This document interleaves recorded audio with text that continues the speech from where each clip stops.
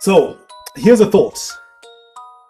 I was part of this beautiful conversation online, and the topic of discussion was the music your parents played when growing up stays with you for the rest of your life. Let's double click. Now, it is scientifically proven that the early sounds that you hear leave deep roots. And what you heard as a child becomes a comfort, a memory, and an identity. There's a part of your brain that is called the hippocampus. That is where memory lives. And then there's the amygdala. That's where your emotions live.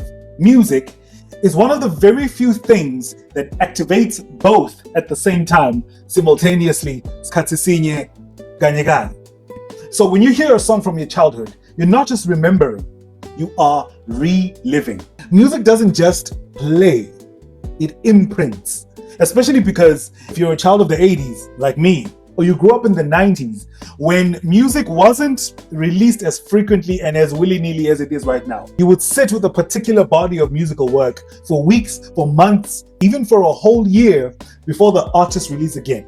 It is a very interesting conversation because early music shapes your taste for life. To a large extent, for us, when we were growing up, there was the factions, there was the Kwaito gang, then there was us, the hip-hop movement, then there was the R&B/jazz lovers. To a very large extent, the music didn't just shape our sonic preference.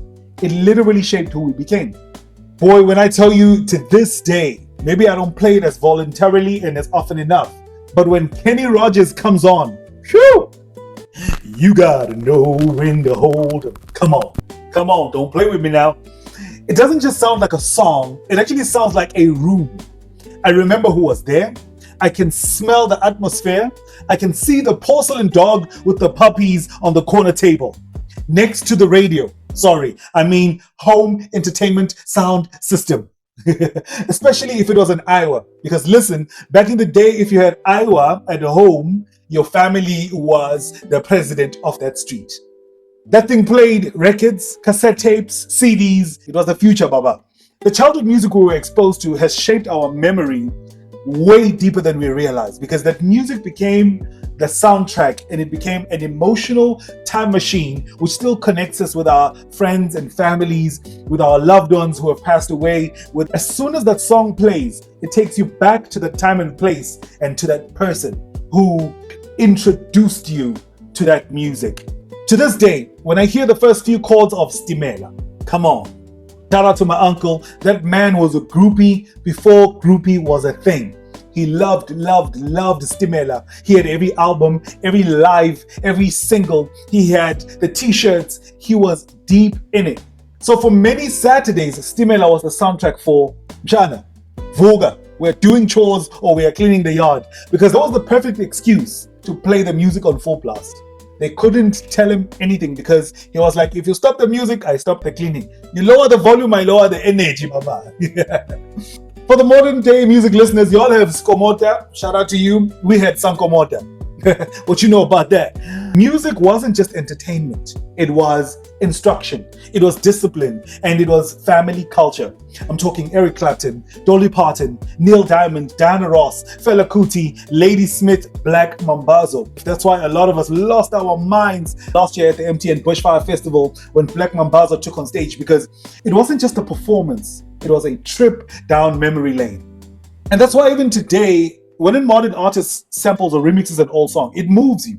And you really hope that they do justice to it, because if they mess up the song, they're not just messing up the music, they're messing up your memory.